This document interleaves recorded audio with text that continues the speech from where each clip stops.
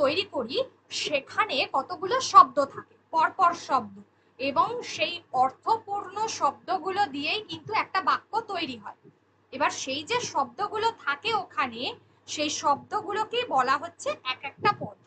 এবার তাদের কিন্তু আবার নাম থাকে, ঠিক আছে, সেই পদগুলোর নাম থাকে। এবার পদগুলোর আমাদের পরিচয় জানাটা দরকার, যে কোনটা কি পদ। এবার বিষয়টা হচ্ছে যে পদ আমরা কাকে বলবো। তাহলে এই যে শব্দগুলো বসছে, এই শব্দগুলো যখন কি হয়, ধাতুর সঙ্গে বিভক্তিটা যুক্ত হচ্ছে, দিয়ে একটা পদ তৈরি হচ্ছে, সেটা হচ্ছে ক্রিয়াপদ। তাহলে ফার্স্ট আমি বলবো যে ধাতুর সঙ্গে বিভক্তি যুক্ত হচ্ছে, দিয়ে হচ্ছে সেটা ক্রিয়াপদ। পদকে মূলত দুই ভাগে ভাগ করা যায়, একটা নামপদ, একটা হলো ক্রিয়াপদ। আর নামপদ কোনটা, যেটা হচ্ছে শব্দের সঙ্গে যেটা হচ্ছে শব্দ, এই শব্দটাকে বলা হচ্ছে যে নামপদ। মূলত যেটা আমরা বলতে পারি, শব্দ থেকে নামপদের কি হচ্ছে, বিভক্তিহীন অংশটাই হলো এক একটা শব্দ। নামপদের সঙ্গে বিভক্তিটাকে বাদ দিয়ে দিতে হবে, দিলেই হচ্ছে শব্দ। ঠিক আছে, তাহলে আমি যেটা বললাম, পদকে দুই ভাগে ভাগ করা যায়, একটা নামপদ, একটা হচ্ছে ক্রিয়াপদ। এই নামপদের মধ্যে কোনগুলো থাকে, বিশেষ্য, বিশেষণ, সর্বনাম, অব্যয়, এই কটা হচ্ছে নামপদের মধ্যে থাকে। বিশেষ্য, বিশেষণ, সর্বনাম আর অব্যয়, এই চারটে নামপদের মধ্যে থাকবে। আর যদি আমরা এটাকে আরেকটু ভাগ করে পড়ি, তাহলে হবে যে বাক্যের মধ্যে পদ হচ্ছে 5 প্রকার: বিশেষ্য, বিশেষণ, সর্বনাম, অব্যয়, ক্রিয়া। যদি আমরা এইভাবে বলি বিষয়টা, ঠিক আছে, যদি আমরা এইভাবে বলি, তাহলে আমরা বলবো, যেমন নাম প্রকৃতির সঙ্গে যদি বিভক্তি যুক্ত করে যে পদটা তৈরি হয়, তাকে বলা হচ্ছে নামপদ। ঠিক আছে, নাম প্রকৃতির সঙ্গে, আমি আগের দিন যখন প্রত্যয় পড়াচ্ছিলাম তখন প্রকৃতির কথাটা বলেছিলাম, নাম প্রকৃতির সঙ্গে যদি আমরা বিভক্তিটাকে যুক্ত করে দিই, অর্থাৎ নাম তার সঙ্গে বিভক্তি যুক্ত করলে শব্দটা আমরা পাচ্ছি, মানে সেটাকে থেকে আমরা নামপদ পাচ্ছি, আর ধাতুর সঙ্গে বিভক্তি যুক্ত করলে তার থেকে আমরা ক্রিয়াপদটাকে পাচ্ছি। আর যদি এটাকে আমরা ভাগ আলাদা আলাদা করে পড়ি, তাহলে আমরা বলবো পদ হচ্ছে 5 প্রকার, পদ হচ্ছে 5 প্রকার: বিশেষ্য, বিশেষণ, সর্বনাম, অব্যয় আর ক্রিয়া।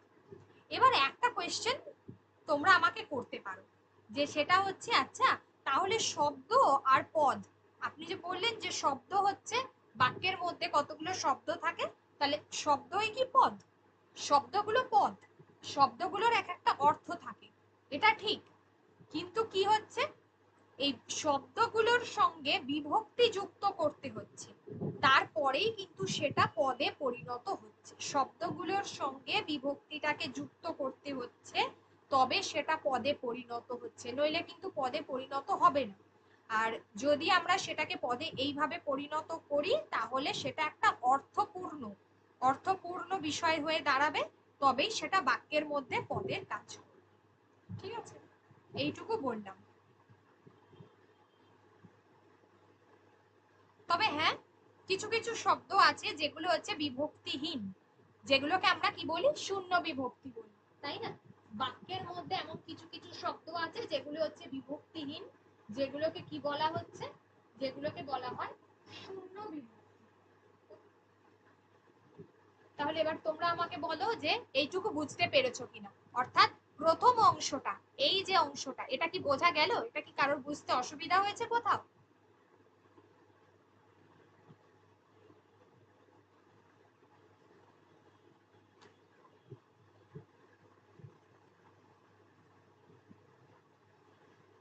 আচ্ছা, পরেরটাতে তাহলে যাই। বিশেষ্য পদ আমি বলেছি যে 5 প্রকার, 5 ভাগে ভাগ করা যায়। তাহলে বিশেষ্য পদ আমরা কাকে বলবো? বিশেষ্য পদ আমরা তাকেই বলবো যেটা হচ্ছে কোনো কিছুর নাম বোঝাচ্ছে, যে পদ দ্বারা কোনো ব্যক্তি, বস্তু, স্থান, জাতি, গুণ এগুলোর নাম বোঝায়, তাকে বলা হচ্ছে বিশেষ্য পদ। তাহলে কোনো ব্যক্তি, বস্তু, স্থান, জাতি, গুণ, তাদের কাজ, কাজের নামগুলো বোঝাচ্ছে তাকে বলা হচ্ছে বিশেষ্য পদ।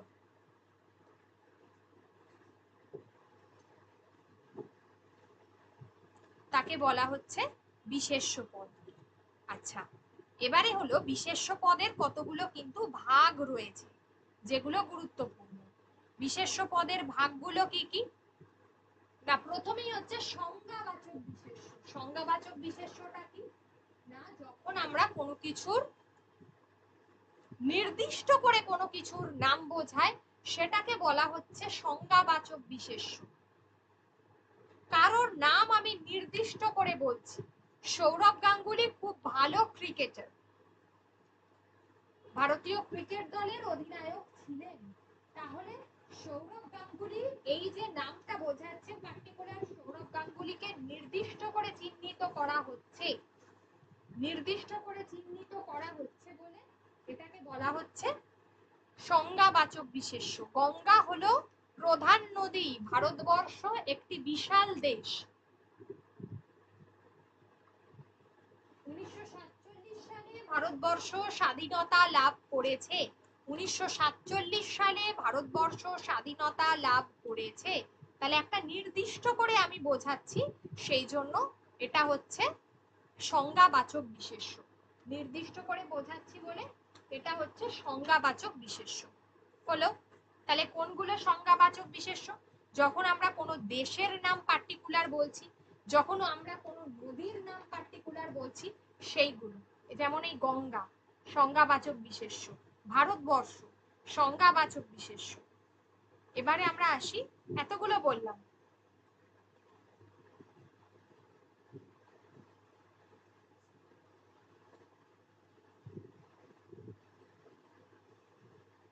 এতগুলো বললাম, এগুলো সবই হচ্ছে সংজ্ঞাবাচক বিশেষ্য।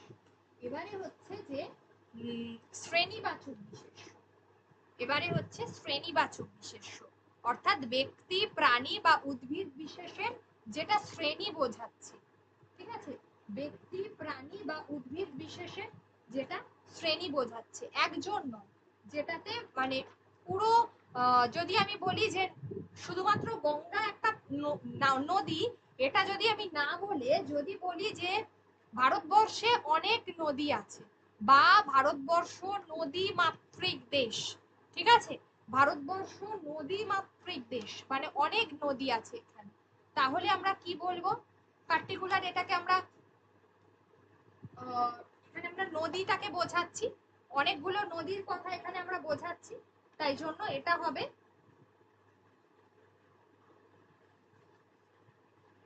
অনেকগুলো নদীর কথা বোঝাচ্ছি, তাই জন্য এটা আমরা কি করতে পারি?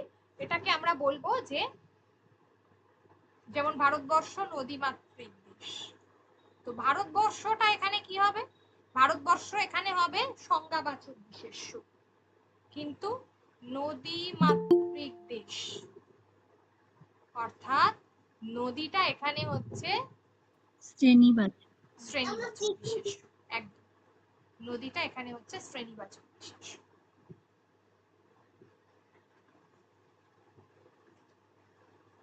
আচ্ছা, এবারে আসি ভাববাচক বিশেষ্য। ভাব বলতে মানুষের মনের কোনো একটা অনুভূতি, আবেগ, সেটাকে বলা হচ্ছে ভাববাচক বিশেষ্য।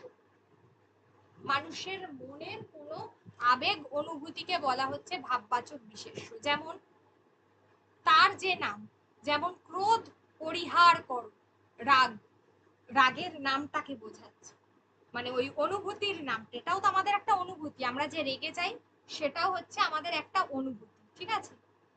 আর এবার যদি বলি যে ঈর্ষা হিংসার জন্ম দেয়, তাহলে ঈর্ষা, কাউকে হিংসা করাটা উচিত নয়, বা কাউকে ঈর্ষা মানে এই যে হিংসা করা, সেটাকে বলা হচ্ছে, এটা তো ক্রিয়াপদ, কিন্তু তার একটা বিশেষ নাম রয়েছে যেটাকে আমরা বলে থাকি ঈর্ষা, সেই অনুভূতির নামটাকে আমরা বলে থাকি ঈর্ষা। তাহলে এইগুলো হচ্ছে এক একটা ভাববাচক বিশেষ্য। এই যে অনুভূতিটা হলো সেটা হলো ভাববাচক বিশেষ্য। এবারে আসছি ক্রিয়াবাচক বিশেষ্য পদে। ক্রিয়াবাচক বিশেষ্য, ক্রিয়াবাচক বিশেষ্য কাকে বলবো? ক্রিয়াবাচক বিশেষ্যটা হচ্ছে কোনো কিছু কাজের যে বিশেষ্য পদ দ্বারা কোনো কাজের নাম বোঝায় তাকে বলা হচ্ছে ক্রিয়াবাচক বিশেষ্য। যেমন মন্দির দর্শন সার্থক হলো, ক্রিয়াবাচক বিশেষ্য। মানে মন্দিরটাকে দেখা, সেই দেখাটা হলো তো ক্রিয়াপদ, কিন্তু সেই ক্রিয়াপদের তো একটা নাম আছে, তো সেটাকে আমরা বলে থাকি দর্শন। মন্দির দর্শন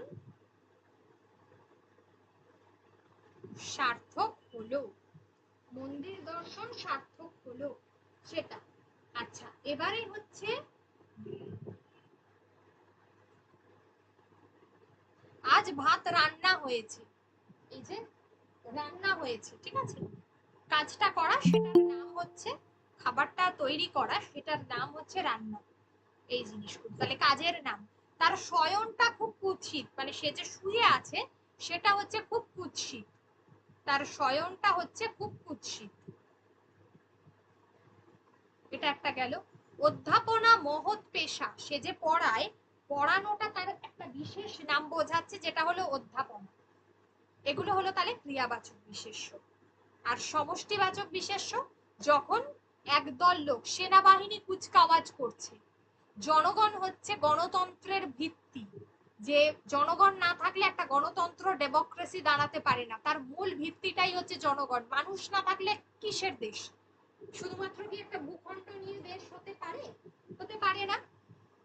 পাখিদের ঝাঁক আকাশে উড়ে যাচ্ছে, একদল পাখি আকাশে উড়ে যাচ্ছে, বিশেষ্য পদ দ্বারা যে বিশেষ্য পদ দ্বারা কোনো দল, গোষ্ঠী, শ্রেণী এই ধরনের সমষ্টিকে চিহ্নিত করে তাকে সমষ্টিবাচক বিশেষ্য পদ বলে। যে বিশেষ্য পদ দ্বারা দল, শ্রেণী এগুলোকে চিহ্নিত করে সেটাকে বলা হচ্ছে সমষ্টিবাচক বিশেষ্য। আচ্ছা, এই অবধি আমি পড়িয়েছিলাম। আচ্ছা, অবস্থাবাচক বিশেষ্য একটা বলেছিলাম, যে বিশেষ্য পদ দ্বারা কোনো কিছুর অবস্থা বোঝায়। কিসের অবস্থা? যেমন হচ্ছে যে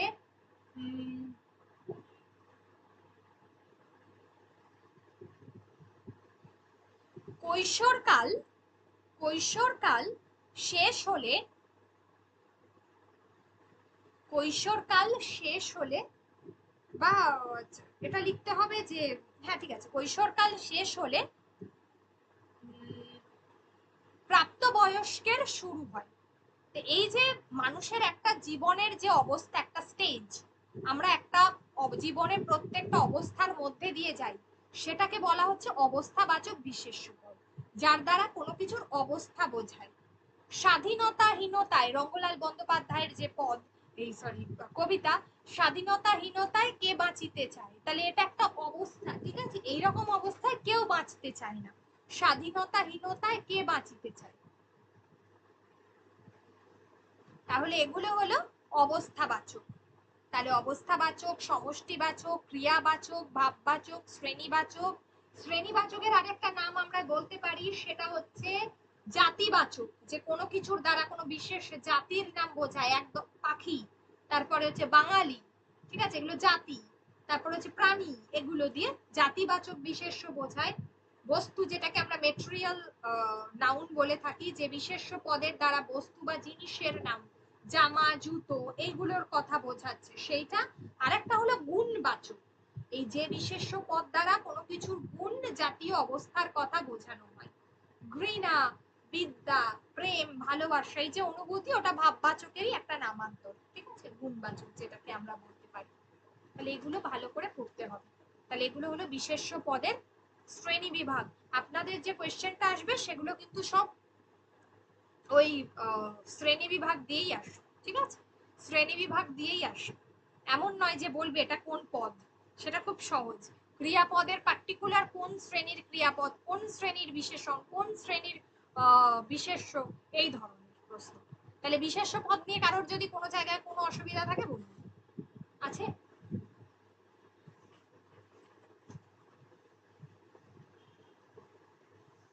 নেক্সট উইকে পুরো পদ পরীক্ষা নেব। একটাও কেউ পরীক্ষা দিচ্ছে না তো, দেখতে পাই।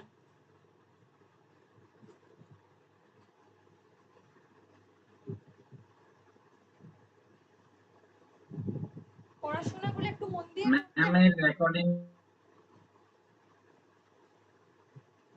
ইফ নতুনদের জন্য যদি পিটি এটা আসে, ম্যাম বলছিলাম রেকর্ডিংটা একটু দেবেন, পরে জয়েন করলাম, ওয়েদার খারাপ ছিল। হ্যাঁ হ্যাঁ, ব্যাকরণটা কি দেব? পদকেও বিশেষিত করছে। তাহলে যে পদ দ্বারা বিশেষ্য পদের দোষ গুণ অবস্থা পরিমাণ সংখ্যা, শুধুমাত্র বিশেষ্য নয়, এই তিনটাকেই বলে। ক্রিয়াপদকেও বিশেষিত করে, আর ক্রিয়াকেও করে, বিশেষণ বিশেষণকেও করে, বিশেষ্যকেও করে, সর্বনামকেও করে। এবার কিভাবে করে সেগুলো আমরা এক এক করে দেখব। আচ্ছা, হলো প্রথমত, যদি আমরা বিশেষণ পদকে আমরা যদি ভাগ করি, তাহলে আমরা বলবো বিশেষণ পদকে তিনটি ভাগে ভাগ করা যায়। একটা নাম বিশেষণ, ক্রিয়া বিশেষণ, বিশেষণের বিশেষণ, এইগুলো আমরা বলে থাকি। ঠিক আছে, তাহলে ফার্স্ট আমরা যদি বলি বিশেষণকে কয় ভাগে ভাগ করব? প্রকৃতি অনুসারে। প্রকৃতি অনুসারে যদি বিশেষণ পদকে ভাগ করি তাহলে কয় ভাগে করব? নাম বিশেষণ, নাম বিশেষণের মধ্যেই বিশেষ্যর বিশেষণ পড়ে, বিশেষণের বিশেষণ পড়ে, সর্বনামের বিশেষণ পড়ে, এগুলো পড়ছে। ক্রিয়া বিশেষণটা আলাদা পড়ছে, এগুলো নাম বিশেষণের মধ্যেই পড়েছে। এবার ফার্স্ট আসি আমি, বিশেষ্যর বিশেষণ কাকে বলে? বিশেষ্যর বিশেষণ কাকে বলে?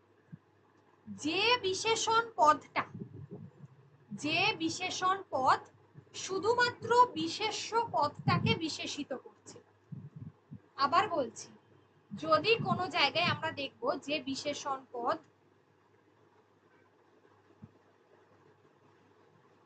বিশেষ্য পদটাকে বিশেষিত করছে, কিভাবে করছে?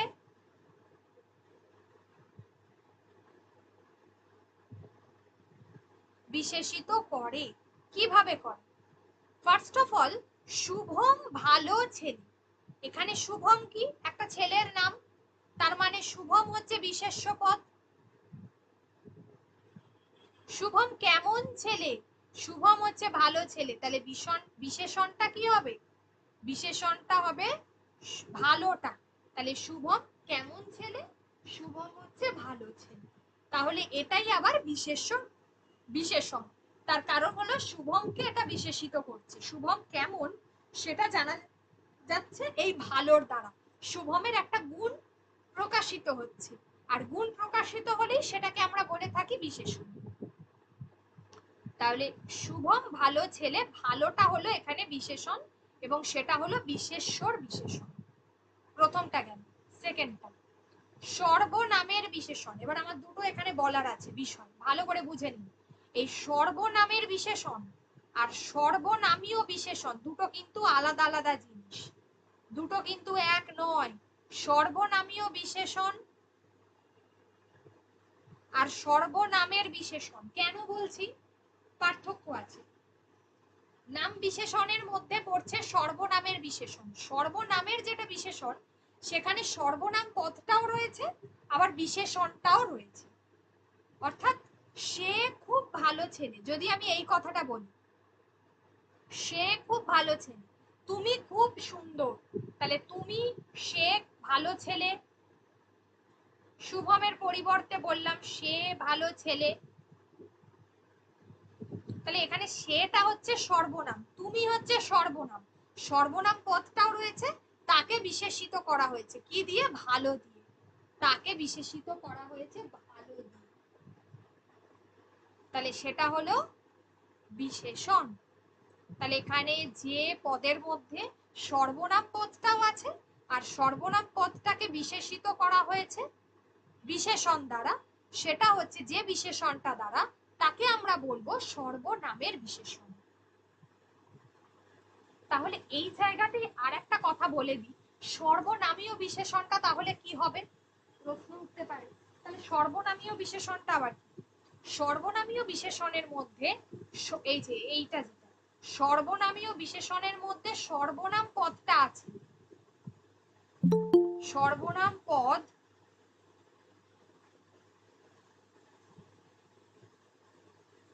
সর্বনাম পদ আছে,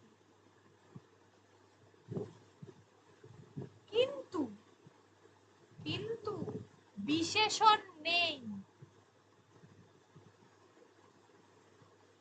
বিশেষণটা নেই এখানে, সর্বনাম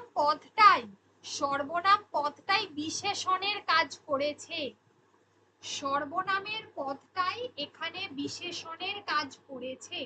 সর্বনাম পদ যখন বিশেষণ রূপে ব্যবহৃত হয় তাকে সর্বনামীয় বিশেষণ বলে। আর এখানে পার্টিকুলার কোনো একটা বিশেষ্য পদ থাকবে এবং সেই বিশেষ্য পদটাকে বিশেষিত করবে সর্বনাম পদটা। সেই বিশেষ্য পদ, এখানে একটা বিশেষ্য পদ থাকবে, এই ধরনের বাক্যে বিশেষ্য পদ থাকবে যেটাকে বিশেষিত করবে সর্বনামটা, কিন্তু সর্বনামটাই এখানে বিশেষণের কাজ করবে, আলাদা করে কোনো বিশেষণ পদ থাকবে না। যেমন যদি আমি বলি যে এই মাটিতে আমার জন্ম, বা এই মাটিতে রামের জন্ম, ঠিক আছে, তাহলে এখানে এই এই যে শব্দটা রয়েছে, এখানে মাটিটা হলো বিশেষ্য পদ, রামের জন্ম, ঠিক আছে, তাহলে এই মাটিটাকে বিশেষিত করছে এই দ্বারা। এইটা কিন্তু আলটিমেটলি কোনো বিশেষণ নয়, এটা একটা সর্বনাম পদ, এটা কোনো বিশেষণ নয়, এইখানে কিন্তু কোনো বিশেষণ পদ নেই, সর্বনাম পদটাই এখানে বিশেষণের কাজ করেছে, তাই এটাকে বলা হচ্ছে সর্বনামীয় বিশেষণ। তাহলে এবার আমার এখানে কোয়েশ্চেন, সর্বনামের বিশেষণ আর সর্বনামীয় বিশেষণ কারোর বুঝতে অসুবিধা হয়েছে? এগুলো যদি এখন থেকে ধারণা যদি ক্লিয়ার না হয়, এরপর যখন আমি পরীক্ষা নেব বা প্র্যাকটিস করাবো যাই হোক না কেন, তখন কিন্তু অসুবিধা হতে পারে যদি বেসটা না ক্লিয়ার থাকে, বা খুব ছোট ছোট সিলি মিস্টেক হয়ে পরীক্ষায় চলে আসে।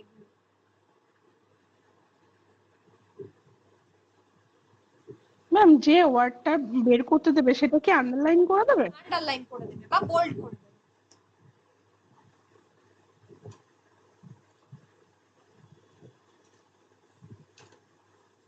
যেমন সর্বনামের বিশেষণটা হলো তুমি সুন্দর, তোমাকে বিশেষিত করেছে সুন্দর দ্বারা, এখানে সর্বনামও আছে বিশেষণও আছে, তো বিশেষণটা আমাদেরকে দেখাতে কোনো অসুবিধা নেই, কিন্তু সর্বনামীয় বিশেষণে সেই লোকটা, কোনো দিন, এই মাটি, ঠিক আছে, এইভাবে লেখা থাকবে। কোনো কোনো বিষয় খুব গুরুত্বপূর্ণ, এই কোনোটা হচ্ছে বিষয়টাকে, কোনো বিষয়টাকে বিশেষিত করেছে ওই কোনোর দ্বারা, কোনো বিষয়, তাহলে কোনোটা হচ্ছে এখানে সর্বনাম পদ যেটা বিশেষণের কাজ করেছে, কিন্তু এখানে আলাদা করে এই ধরনের বাক্যে কোনো বিশেষণ থাকে না, তাকে বলা হয় সর্বনামীয় বিশেষণ।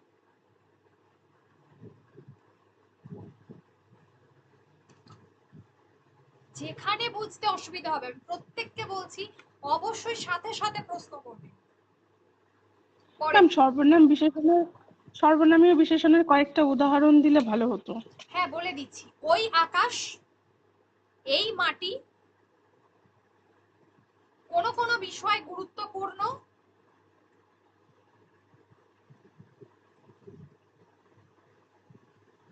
যত মেলা এই বছর, যত মেলা এই বছর, এখানে যতটা মেলাটাকে বিশেষিত করেছে।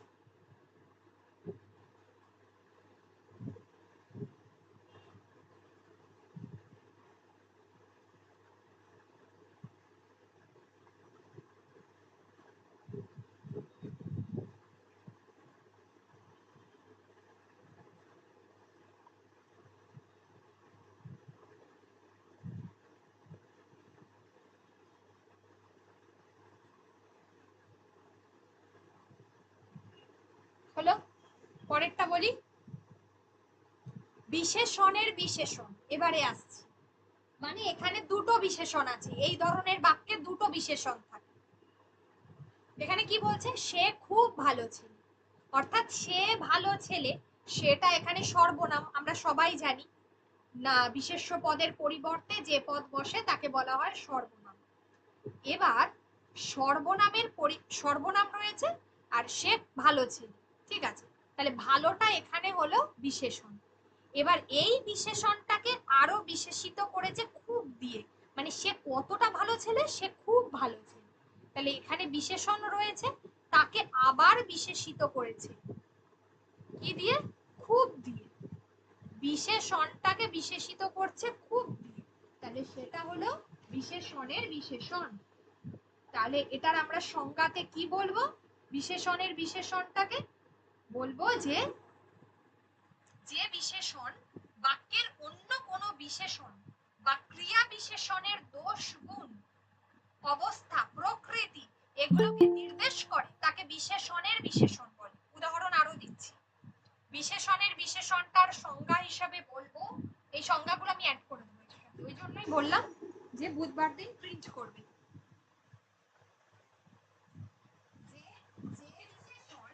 বাক্যের অন্য কোনো বিশেষণ বা বাক্যের মধ্যে আরো কোনো বিশেষণ রয়েছে তার প্রকৃতি, গুণ, অবস্থা তাকে বিশেষিত করছে, তাকে বলা হচ্ছে বিশেষণের বিশেষণ।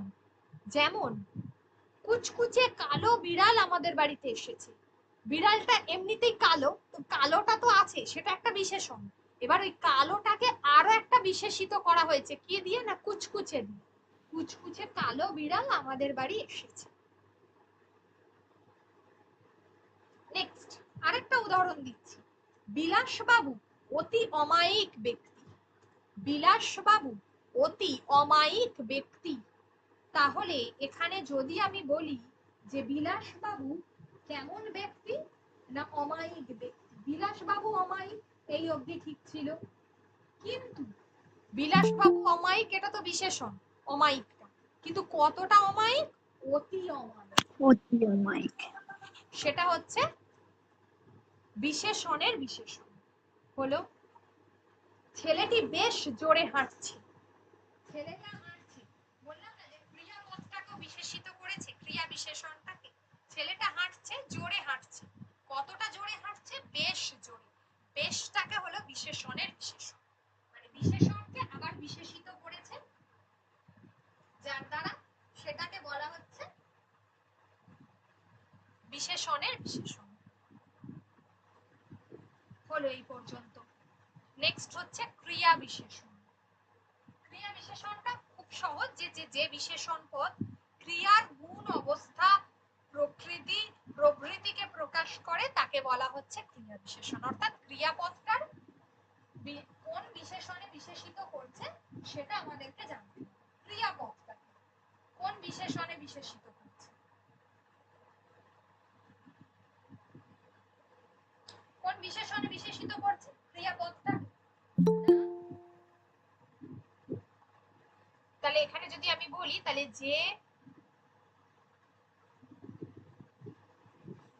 তাহলে বিশেষণ দ্বারা, তাহলে যে বিশেষণ ক্রিয়া, গুণ, অবস্থা, প্রকৃতি প্রভৃতিকে প্রকাশ করে তাকে বলা হচ্ছে ক্রিয়া বিশেষণ। যেমন দাউ দাউ করে আগুন জ্বললো। আগুনটা কিভাবে জ্বলছে? দাউ দাউ করে জ্বলছে। তাহলে দাউ দাউ করে আগুন জ্বললো, দাউ দাউটা হচ্ছে এখানে ক্রিয়া বিশেষণ। ধীরে ধীরে চলো, মানে চলাটা তো ক্রিয়া, এবার সেই ক্রিয়াটাকে বিশেষিত করছে ধীরে ধীরে, মানে ধীরে ধীরে। আস্তে কথা বলো, কথা বলাটা হচ্ছে ক্রিয়া, সেটাকে বিশেষিত করছে কি দিয়ে? না আস্তে কথা বলো, কিন্তু আস্তে বলো, এটাই। এই হলো ক্রিয়া বিশেষণ। তাহলে এখানে চারটে পড়িয়েছি: বিশেষ্যর বিশেষণ, সর্বনামের বিশেষণ, বিশেষণের বিশেষণ, ক্রিয়া বিশেষণ। যদি কারোর কোনো অসুবিধা থাকে বলে ফেলুন।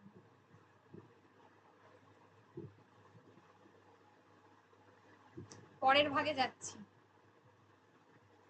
এখানে তুমি জলদি আসবে, ওখানে ক্রিয়া বিশেষণটা হচ্ছে জলদি। কোনটা? মানে তুমি জলদি আসবে। হ্যাঁ, ওখানে তুমিটা নয়, জলদিটা। জলদি হচ্ছে, হ্যাঁ একদমই তাই, ক্রিয়া বিশেষণ হচ্ছে জলদি, ক্রিয়াটাকে বিশেষিত করছে।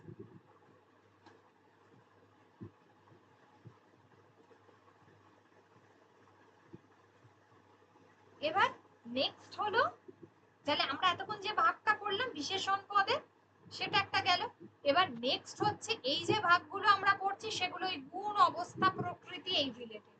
এবার হলো অর্থ অনুযায়ী যে ভাগগুলো রয়েছে, যেমন অবস্থাবাচক বিশেষণ, সংখ্যাবাচক, মাত্রাবাচক, পূরণবাচক, সর্বনামীয় বিশেষণ, যার মধ্যে অলরেডি সর্বনামীয়টা বলে দিয়েছি কারণ ওটা ওর সঙ্গে রিলেটেড হয়, আমি আগেই পড়ে বলে দিই।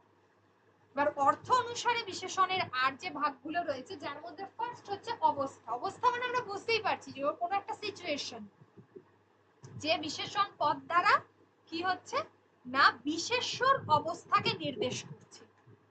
তাহলে অবস্থাটা হলো কার না বিশেষ্যর অবস্থা। যে বিশেষণ পদ দ্বারা বিশেষ্যর অবস্থাকে নির্দেশ করে তাকে বলা হয় অবস্থাবাচক বিশেষণ। যেমন প্রথম উদাহরণ যদি দিই, জলটা খুব ফুটন্ত, তাহলে জলটা হচ্ছে এখানে বিশেষ্য পদ, বা এটাকে আমরা এইভাবেও বলতে পারি ফুটন্ত জল। জলটা কি হচ্ছে, জলটা তো হলো বিশেষ্য, জলটা কেমন তার একটা অবস্থা বোঝাচ্ছে, জলটা হলো ফুটন্ত, তাহলে এটা হলো বিশেষণ। তাহলে এটা হলো বিশেষণ, তাহলে বিশেষ্য পদ, তাহলে বিশেষ্যটা কেমন, এটা হচ্ছে কি না জলটা ফুটছে তার অবস্থাটাকে বোঝাচ্ছে। আরেকটা বলছি, আরেকটা উদাহরণ দিয়ে বলছি, যেমন হচ্ছে যে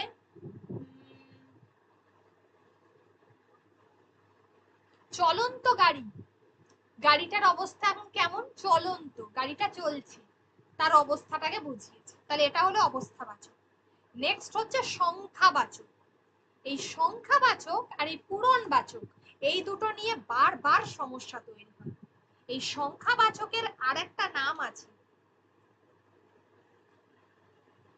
আচ্ছা সংখ্যাবাচক, সংখ্যাবাচক, আচ্ছা এটা বলছি আরেকবার পরে। সংখ্যাবাচক না, সংখ্যাবাচকের নাম না, সংখ্যাবাচক আর পূরণবাচক নিয়ে একটা সমস্যা হয় সকলে। কিন্তু সংখ্যাবাচকটা হলো 100 টাকা। কোন যে বিশেষণ পদ দ্বারা বিশেষ্যর সংখ্যাকে নির্দেশ করে, যে যেটা কোন বিশেষ্যর সংখ্যাকে নির্দেশ করে, যে বিশেষণ পদ বিশেষ্যর সংখ্যাকে নির্দেশ করে, 5 টাকা, 100 টাকা, সংখ্যাকে বলছি, 3 মাস, 12 বছর, ঠিক আছে, 3টে শালিক, এইগুলো সব সংখ্যাবাচক।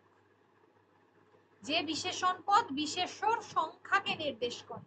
এবার আমার কথা হলো পূরণবাচকে কেন অসুবিধা, পূরণবাচকের একটা নাম হচ্ছে ক্রমবাচক। ক্রমবাচক কেন বলছে না, যে বিশেষণ পদ দ্বারা বিশেষ্য পদের ক্রম মানে ক্রমিক সংখ্যাকে নির্দেশ করা হয়, ক্রমকে নির্দেশ করা হয়। ট্রেনের first class, second class, third class, প্রথম শ্রেণী, প্রথম কামরা, দ্বিতীয় কামরা, তৃতীয় শ্রেণীর কামরা বলি না আমরা, তাহলে এইটা হলো ক্রমবাচক। ছেলেটি প্রথম হয়েছে, দ্বিতীয় হয়েছে, তৃতীয় হয়েছে, চতুর্থ হয়েছে, এগুলো পর পর ক্রমবাচক বোঝাচ্ছে। ঠিক আছে, এই ধরনের বিষয়গুলো, বাড়ির বড় ছেলে, মেজ ছেলে, সেজ ছেলে, ক্রমবাচক, এই জায়গাগুলো হচ্ছে কিন্তু পূরণবাচক বা ক্রমবাচক।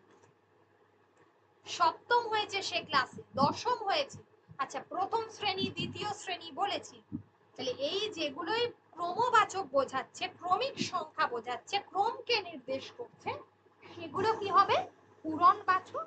এর আরেকটা নাম হচ্ছে ক্রমবাচক। তাহলে যে বিশেষণ পদ বিশেষ্যর ক্রমকে, ক্রমিক সংখ্যাকে নির্দেশ করে, তাকে বলা হচ্ছে পূরণবাচক বা ক্রমবাচক। নেক্সট ওয়ান হচ্ছে মাত্রাবাচক। মাত্রাবাচকটাকে আরেকটা কথা বলা হয়, যেটাকে আমরা বলি পরিমাণবাচক, কোনো কিছুর পরিমাণ। মাত্রাবাচক বিশেষণ পদকে না দিয়েও পরীক্ষায় আরেকটা বলতে পারে পরিমাণ।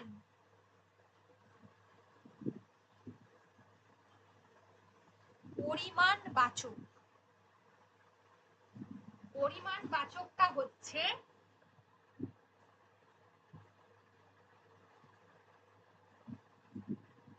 পরিমাণবাচকটা হলো যে হ্যাঁ, পরিমাণবাচকটা হচ্ছে যখন আমরা কোন বিশেষ বিশেষণ পদ দ্বারা বিশেষ্য পদটার কি করা হচ্ছে, মাত্রা বা পরিমাণকে বোঝানো হচ্ছে। মাত্রা বা পরিমাণকে কিভাবে আমরা বোঝাবো, ধরো আমি বললাম যে প্রচুর বাজার থেকে বাজার করে এনেছে, তাহলে এই যে প্রচুর পরিমাণটাকে বোঝাচ্ছে, বাজারটা কতটা করেছে, প্রচুর। এখানে প্রচুর খাদ্যদ্রব্য রয়েছে। আচ্ছা, রামবাবুর বিস্তর সম্পত্তি, মানে অনেক সম্পত্তির পরিমাণ অনেক, এই যে পরিমাণটাকে বোঝাচ্ছে। ঠিক আছে, অনেক কাল ধরে কাজটা চলছে, তাহলে অনেকটা সময় নির্দেশ করেছে, একটা নির্দিষ্ট পরিমাণ। এই এতগুলো বাক্য বলছি, মাত্রাবাচক বিশেষণ এগুলো বা পরিমাণবাচক বিশেষণ। ঠিক আছে, রাস্তাটা কেমন, সরু রাস্তা, পরিমাণ। সে খুব ফাঁকি দিয়েছে, বিশাল ফাঁকি দিয়েছে পরীক্ষার আগে, তাহলে বিশাল ফাঁকি দিয়েছে, কতটা বিশাল, এটা হলো মাত্রাবাচক বিশেষণ বা পরিমাণবাচক বিশেষণ। হলো?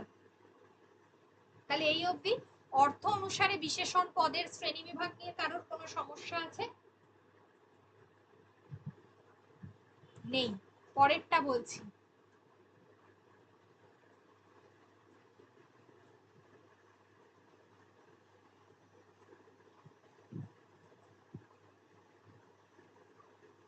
এই সপ্তাহতেই আমি পদটা শেষ করে দেব।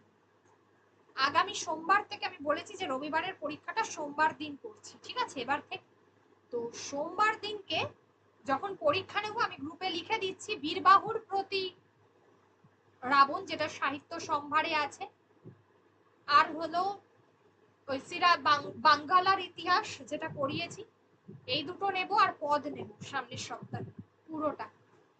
এখন থেকে রেডি করো। বাঙ্গালার ইতিহাসটা আমি দিয়ে দিচ্ছি কালকের মধ্যে, উত্তর কোশ্চেন আরো।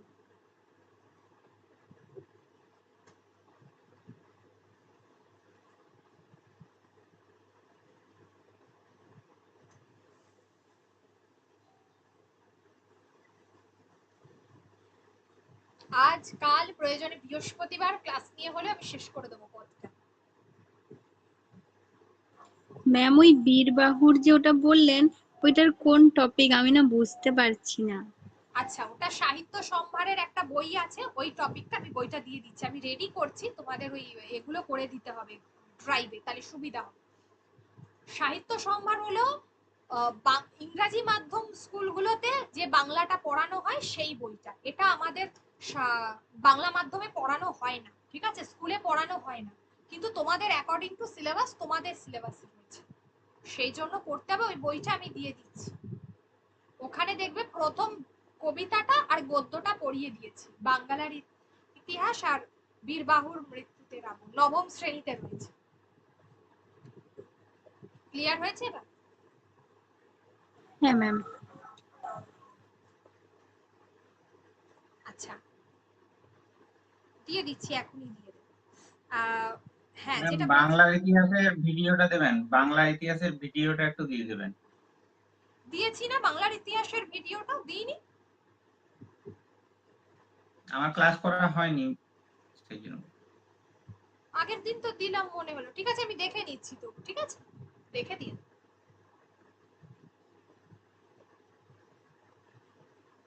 বাংলার ইতিহাসটা কিন্তু বীরবাহুর মৃত্যুর পরেই পড়িয়েছি, একই দিনে পড়িয়ে দিয়েছি দুটো।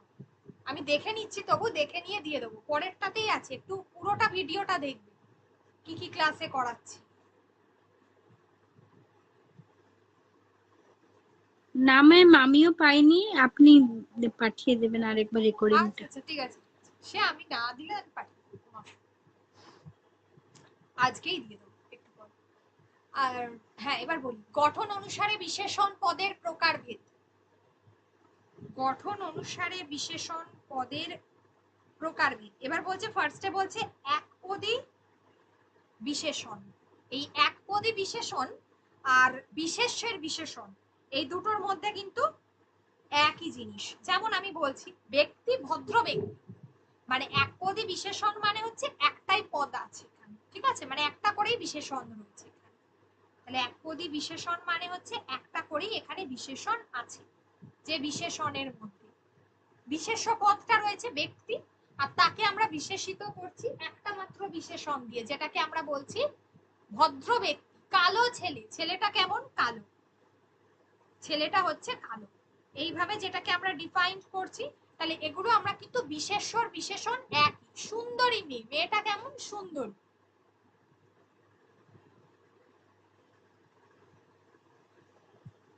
সেটা হলো সুন্দর। কেমন? না সুন্দর। আচ্ছা, এবারে আসছি যে বহুপদী বিশেষণ, অর্থাৎ এখানে দুটো পদ রয়েছে বিশেষণ হিসাবে, এখানে দুটো পদ, যেমন চির উন্নতশীল, চির উন্নত, দুটো আলাদা আলাদা শব্দ এবং দুটো বিশেষণ। চির উন্নতশীল, মাথা কেমন? চির উন্নত। রক্ত চোষা জমিদার, জমিদারটা কেমন? রক্ত চোষা, দুটো আলাদা আলাদা পদ।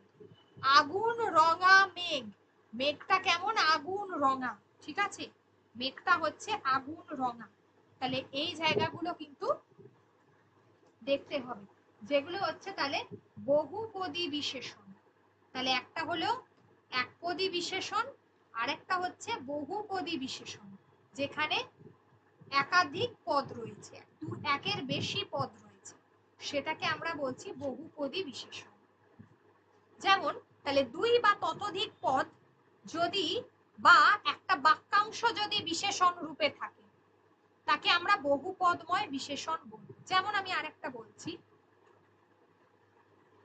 বানের জলে ভেসে আসা লোক, বানের জলে ভেসে আসা লোক, তাহলে বানের জলে ভেসে, এই পুরোটাই হচ্ছে একটা বাক্য, একটা বিশেষণ রূপে কাজ করেছে। তো এইগুলো হলো বহুপদময় বিশেষণ, অনেকগুলো পদ রয়েছে। হলো নেক্সট হলো বাক্যাশ্রয়ী বিশেষণ। যখন, যেটা আমি বলছিলাম, যে যখন একটা বাক্য বিশেষণ রূপে থাকছে এবং কি হচ্ছে, একটা পুরো বাক্যটা বিশেষণ রূপে থাকছে, যদি সেটা না থাকে তাহলে, যদি সেটা না থাকে তাহলে বিশেষণটা কি হবে, মানে বিশেষিত করবে না বা পদটার সৌন্দর্য থাকবে না। যদি সেটা হয় তাকে আমরা বলবো বাক্যাশ্রয়ী। মানে যেমন বহুদিন পরে ঘরে ফিরে আসা ক্লান্ত বিধ্বস্ত মানুষটিকে দেখে তার খুব কষ্ট হলো। আমি কথা হচ্ছে পুরো যে বাক্যটা রয়েছে, বহুদিন পরে ঘরে ফিরে আসা ক্লান্ত বিধ্বস্ত মানুষ, মানুষটা কেমন? মানুষটা তো বিশেষ্য। যদি আমি শুধু বলি আরে এখানে বিশেষণ তো ক্লান্ত বিধ্বস্ত, তাহলে মানুষটা ক্লান্ত বিধ্বস্ত মানুষটিকে, যদি এই শব্দটাই আমি শুধুমাত্র বলি, বিশেষণ এইটাই, যদি শুধুমাত্র এইটুকু বলি, তাহলে বাক্যের কি সৌন্দর্য থাকবে? মানে মানুষটিকে কি সেই অর্থে বিশেষিত করা যাবে? কিন্তু যদি আমি বলি বহুদিন পরে সে ঘরে ফিরে এসেছে, সেই জন্য সে ক্লান্ত এবং বিধ্বস্ত, পুরো বাক্যটা যদি বলি, তবেই কিন্তু বাক্যটার সৌন্দর্য বৃদ্ধি করছে, বা বলা যেতে পারে এই পুরো একটা গোটা বাক্যাংশ বিশেষণ হিসাবে ব্যবহৃত করা হয়েছে। সেটাকে বলা হচ্ছে বাক্যাশ্রয়ী বিশেষণ। বহুদিন পরে ঘরে ফিরে আসা ক্লান্ত বিধ্বস্ত মানুষটিকে দেখে তার খুব কষ্ট হলো, এই জন্যই তার খুব কষ্ট হয়েছে। কাজের ভিতর ডুবে যাওয়া মানুষ তিনি, মানুষটা কেমন? না কাজের ভিতর ডুবে যাওয়া মানুষ, মানুষটা হচ্ছে কাজের ভিতর একেবারে ডুবে গেছে, তবেই তাকে আমরা কি বলবো, তবেই আমরা তাকে ঠিকভাবে আইডেন্টিফাই করতে পারবো বা বিশেষিত করতে পারবো, ঠিক আছে, তবেই আমরা তাকে ঠিকভাবে বিশেষিত করতে পারবো। ম্যাম এক্ষেত্রে কি পুরো লাইনটা আন্ডারলাইন করা থাকবে? হ্যাঁ, সেক্ষেত্রে পুরো লাইনটা আন্ডারলাইন করা থাকবে, মানে কাজের ভিতর ডুবে যাওয়া এই অবধি আন্ডারলাইন করা থাকবে, যতটুকু বিশেষণ।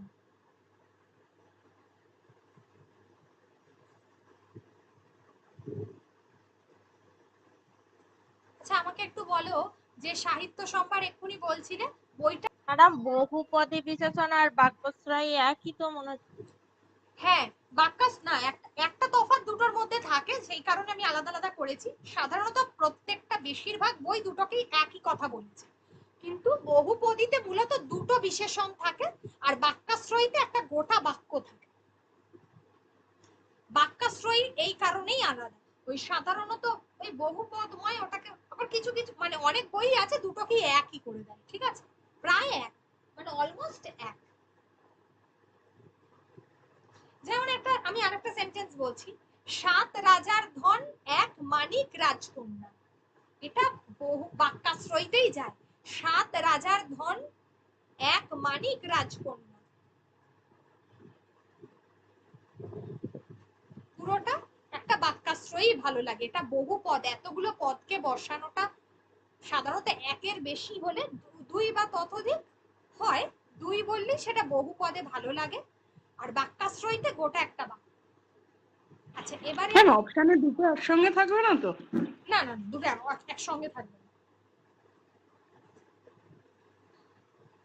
ধন্যাত্মক বিশেষণ কাকে বলবো?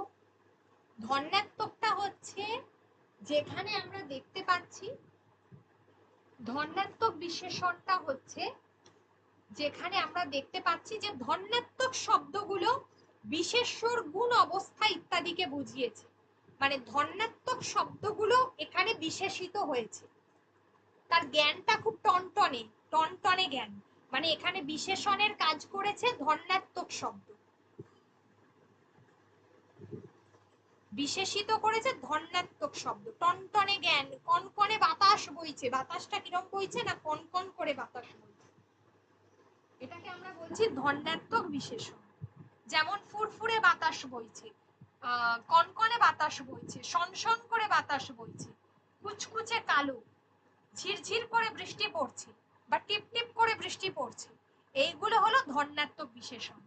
তাহলে ধন্যাত্মক শব্দ যখন বিশেষণের কাজ করছে এবং বিশেষ্যকে তার প্রকৃতি, তার গুণ, তার অবস্থাকে বিশেষিত করছে, তাকে বলা হচ্ছে ধন্যাত্মক বিশেষণ। আর ধন্যাত্মকের সঙ্গে শব্দ দ্বৈতর একটাই তফাৎ, শব্দ দ্বৈতটা হচ্ছে একই শব্দ দুটি পাশাপাশি বসছে এবং তাদের একটা অর্থ আছে, তাই জন্য এরা শব্দ দ্বৈত। আর ধন্যাত্মকটা একই শব্দ বসছে কিন্তু তাদের সেইভাবে কোনো অর্থ হয় না, কিন্তু মিল থাকে শব্দের মধ্যে। আবার দেখো টনটনি, টন আর একটা হচ্ছে টনি, দুটোর মিল আছে কিন্তু দুটো শব্দের মধ্যে মিল আছে, কিন্তু কি হচ্ছে শব্দ দুটো অর্থ নেই। তাহলে ধন্যাত্মক শব্দ আর শব্দ দ্বৈতাশ্রয়ী বা শব্দ দ্বৈতর মধ্যে এটাই তফাৎ। এই একটা জিনিস একটু আমাকে মনে করিয়ে দেবে, কালকে একবার আমি আলোচনা করব শব্দ দ্বৈত আর ধন্যাত্মক, 5 মিনিট লাগবে। আচ্ছা এখানে আরেকটা জিনিস এবার বলবো, এইগুলো ছাড়াও এই ভাগগুলো ছাড়াও আমরা যদি মনে হয় যে প্রশ্ন কঠিন আসতে পারে, সেক্ষেত্রে কয়েকটা জিনিস আমি বলবো। ফার্স্টে চলে যাও যে ওই যে অর্থ অনুযায়ী বিশেষণের যে ভাগটা আছে, সেখানে একটা ভাগ আছে উপাদান বাচক, এটা করিয়ে দিচ্ছি। অর্থ অনুযায়ী যে ভাগটা রয়েছে এটার মধ্যে যদি আমি একটা ভাগ ধরি উপাদান বাচক বিশেষণ, কি বলবো না উপাদান বাচকটা হচ্ছে বিশেষ্যর উপাদান যদি বিশেষিত করা হয়, বিশেষ্যর উপাদান যদি বিশেষণ পদ রূপে ব্যবহার করা হয়, তাকে উপাদান বাচক বিশেষণ বলে। যেমন রেশমি শাড়ি পরে এসেছে মেয়েটি, শাড়িটা কেমন রেশমি, ওর উপাদানটার কথা বলা হচ্ছে, মানে সিল্ক, উপাদানটার কথা বলা হচ্ছে। ছেলেটিকে দেখো যেন তালপাতার সেপাই, তালপাতার সেপাই ছেলেটা, মানে খুব লম্বাদের বলে না তালপাতার সেপাই, তো সেটাকে বলা হয় মানে রোগা আর লম্বা। তো ওর উপাদানের কথাটা বলা হচ্ছে, ওই তালপাতার সেপাইটা কিসের তালপাতা, সে খাগের কলম দিয়ে লিখছে, কলমটা কিসের খাগের, কি ধরনের উপাদান দিয়ে তৈরি খাগের কলম, তাহলে খাগের কলম, খাগের, তালপাতার সেপাই,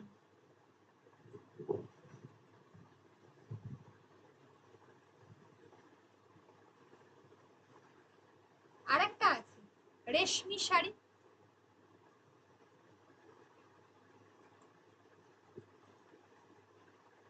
এই কটা ভালো করে পড়বে। আর হলো আর হচ্ছে আরো দুটো বলবো। এক নম্বর যেটা বলবো কৃদন্ত বিশেষণ, প্রত্যয় আমরা পড়েছি, কৃদন্ত বিশেষণটা কি, কৃদন্ত বিশেষণটা হচ্ছে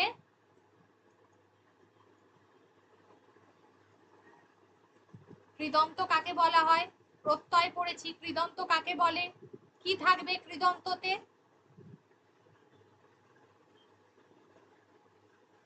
ধাতু। ধাতুর সঙ্গে যে প্রত্যয়টা যুক্ত হবে সেটাকে আমরা বলি কৃৎ প্রত্যয়।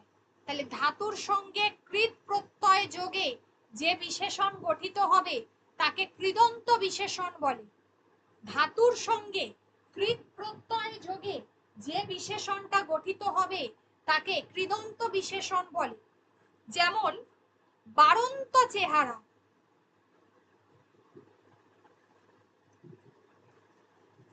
আমরা এখনকার দিনে প্রায় শিশুদের মধ্যে কি দেখতে পাই? খুব হেলদি চেহারা দেখতে পাই, ঠিক আছে? আমরা বলি বাড়ন্ত চেহারা। তো এখানে ধাতু কোনটা? বার। আর প্রত্যয় কোনটা? অন্ত। তাহলে ধাতুর সঙ্গে প্রত্যয়টা বসেছে, দিয়ে বাড়ন্ত কৃদন্ত শব্দ তৈরি হয়েছে বাড়ন্ত। সেই কারণে বাড়ন্ত যখন বিশেষণ রূপে ব্যবহার করা হচ্ছে তাকে আমরা বলছি কৃদন্ত বিশেষণ। আরেকটা বলছি, চলমান জীবন। চলমান কি হবে প্রত্যয় করলে?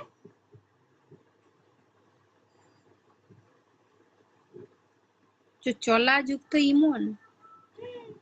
চলাযুক্ত ইমন, এটাই আমি পড়িয়েছিলাম।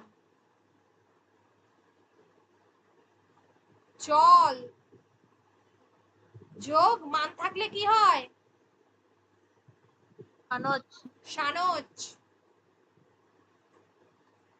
তাহলে চল যুক্ত সানজ, তবেই তো সেটা কি হবে? চলমান। ধাতুটা চল, তার সঙ্গে প্রত্যয় সানজ। বাড়ন্তটায় বার ধাতু না শব্দ? বারটা ধাতু।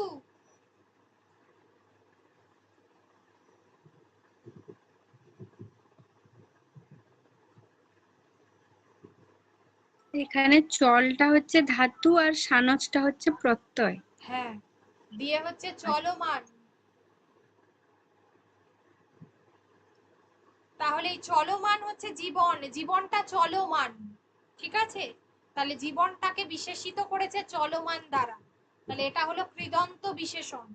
তাহলে ধাতুর সঙ্গে প্রত্যয় যুক্ত হলে তাকে আমরা বলি, ধাতুর সঙ্গে যে প্রত্যয়টা যুক্ত হচ্ছে প্রত্যয়টাকে আমরা বলছি কৃদন্ত প্রত্যয়, কৃৎ প্রত্যয়, সরি কৃৎ প্রত্যয়। আর তার থেকে যে শব্দটা বেরোচ্ছে সেটাকে আমরা বলি কৃদন্ত পদ, ঠিক আছে?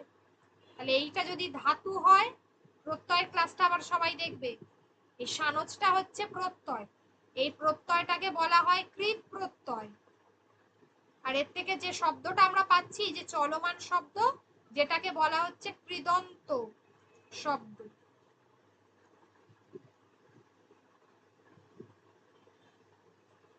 এইটা যখন বিশেষণ রূপে ব্যবহার করছি তাকে বলছি কৃদন্ত বিশেষণ। গেল এটা একটা। আরেকটা হলো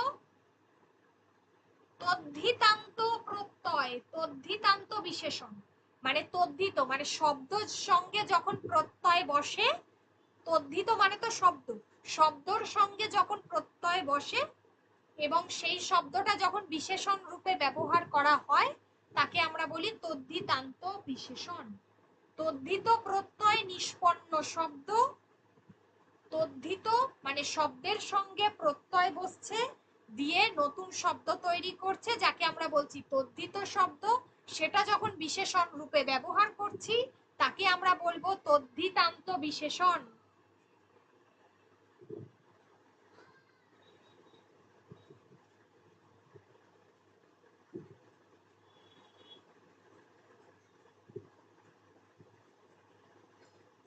যেমন যেমন হচ্ছে মেঠো সুর, মেঠো সুর।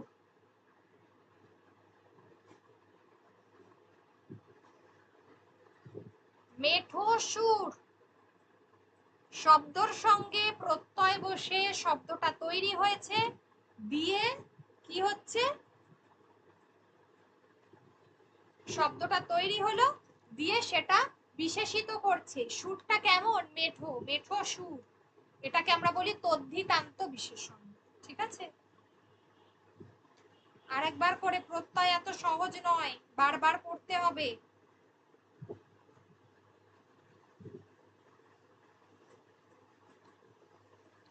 ও প্রত্যয় যুক্ত হয়েছে, মনে পড়ছে?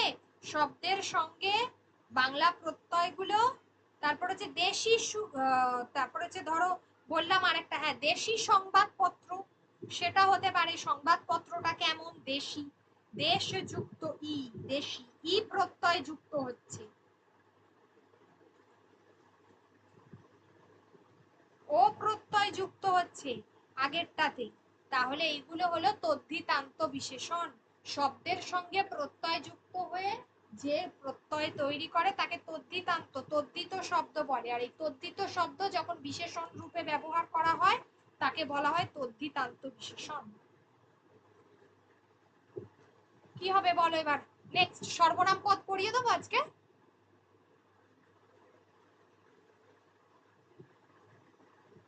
আজকে থাক ম্যাম। ম্যাম এইটুকু থাক। এই কদিন করে নাও, কিন্তু এরপর নোটিফিকেশন বেরোলে কিন্তু আর ছাড় দেবো না, 10:30 অব্দি পড়াবো টেনে টুনে। কালকে বার হওয়ার কথা আছে। কালকে, কালকেও তো পড়াবো 9টা থেকে। না, নোটিফিকেশন শুনেছিলাম বার হবে। কালকে নোটিফিকেশন বার হওয়ার কথা তো, হ্যাঁ শুক্রবার আর মঙ্গলবার বলেছে, দেখা যাক। কিন্তু আমার কাছে তো খবর আছে যত 23 তারিখের পরে বেরোবে, দেখি কি হয়। ওরা রিভিউ পিটিশনের জন্য ওয়েট করছে, রিভিউ পিটিশনের রেজাল্টের জন্য।